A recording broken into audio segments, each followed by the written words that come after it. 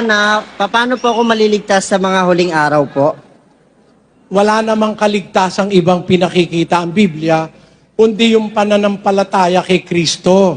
Sabi sa 3:16 ng Juan, sapagkat gayon na lamang ang pagsinta ng Diyos sa sanlibutan, na kanyang ibinigay ang kanyang bugtong na anak, upang ang sino mang sa kanya'y sumampalataya ay huwag mapahamak, kundi magkaroon ng buhay na wala hanggan. Di ba yun ang nakalagay sa talata? Sasampalataya tayo kay Kristo. Pero paano natin siya sasampalatayanan? It is the question. It is the big question mark. Paano natin siya sasampalatayanan para tayo kanyang iligtas?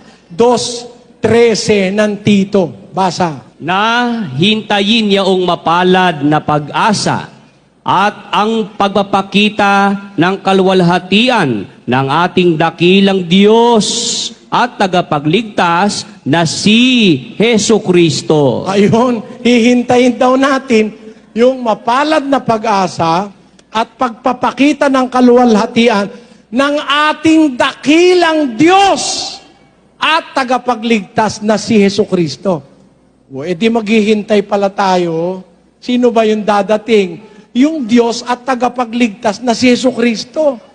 Yun ang hihintay, hindi naman yung Ama ang babalik eh. Ang babalik na hihintayin yung Diyos at tagapagligtas na si Kristo. Kaya naman hihintayin, nangako siya kasi babalik para si MacArthur. I shall return. He will return. Sino yung babalik? Diyos at tagapagligtas na si Hesu Kristo. Kaya ang hinihintay natin, gusto natin maligtas, hihintayin mo yung babalik na si Kristo. Diyos yun, yung babalik. Ang sabi, hintayin yaong mapalad na pag-asa at ang pagpapakita ng kaluwalhatian ng ating dakilang Diyos at tagapagligtas na si Hesu Kristo. Yun. Yun ang kaligtasan. Maghintay ka ng Diyos, hindi tao. Tao nang ipanganak, tao nang lumaki, tao nang mangaral, tao nang mamatay, tao nang mabuhay na maguli, tao nang umakit sa langit, tao nang babalik. Ang haba-haba na siguro ng buhok nun. Tao pala nung pumalik, saka ang tanda-tanda na nun. Dahil yung tao ay tumatanda Hindi mo na nga siya makikilala siguro pagbalik kung tao siya. At palagay ko kung tao siya, patay na siya ngayon. Wala kasing tinapay sa langit Yung tinapay na literal na ikinabubuhay ng tao, wala nun. Walang material na tinapay doon. Para sabihin mong tao siya, nakaupo sa kanan ng Diyos sa langit. Ang totoo, kapatid, Ito Kapatid, ito, tandaan mo itong talata, bibigay ko sa iyo. Sa lahat ng Biblia, nakasulat ito.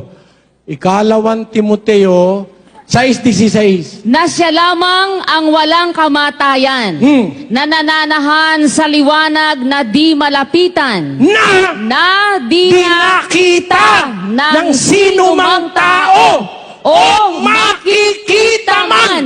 Yung palang Ama sa langit, hindi nakita yun ng sino man tao o makikita man. Kung si Kristo'y tao, lumalabas hanggang ngayon, hindi niya pa nakikita yung Ama. Ulitin mo yung salata. Ulitin mo. Na siya lamang ang walang kamatayan, na nananahan sa liwanag na di malapitan, na di nakita ng sino mang tao o makikita man. Sumakanya nawa ang paghaharing walang hanggan, siya nawa. Amen. Kaya, ang Panginoon Kristo, hindi tao yun. Nakita niya Ama walang taong nakakita kailanman sa Diyos nakita niya Ama. Ano ba naman logic yun? Walang taong nakakita kailanman sa Diyos. Sabi niya, nakita niya. Tao pala siya.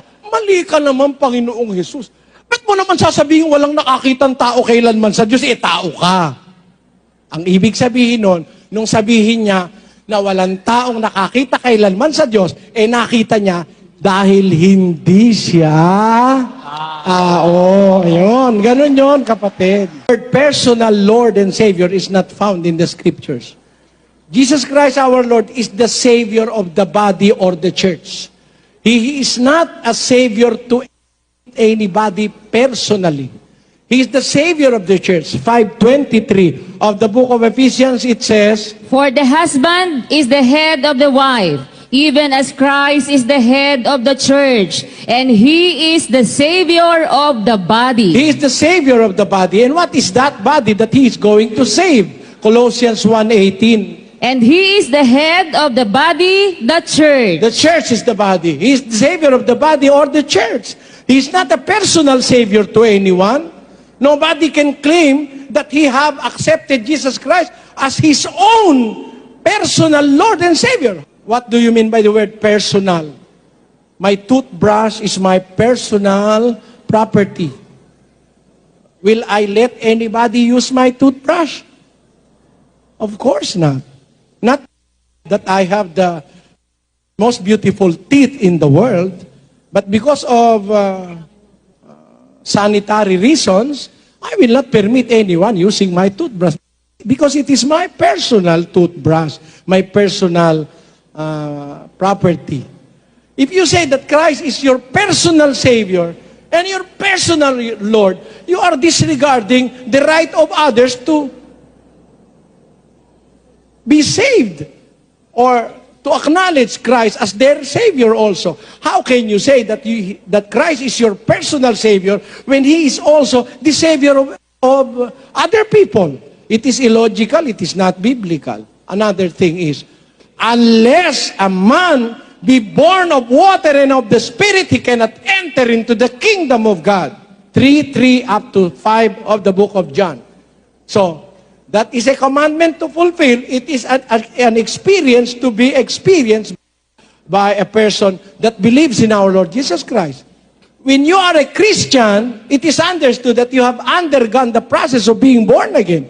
If you are born again, you are a Christian, and if you are a Christian, you have been born again. So, Christian is the best word to use when defining your faith and your being. I am a Christian. Born again is not the name of the disciples of our Lord Jesus Christ. Let us prove that.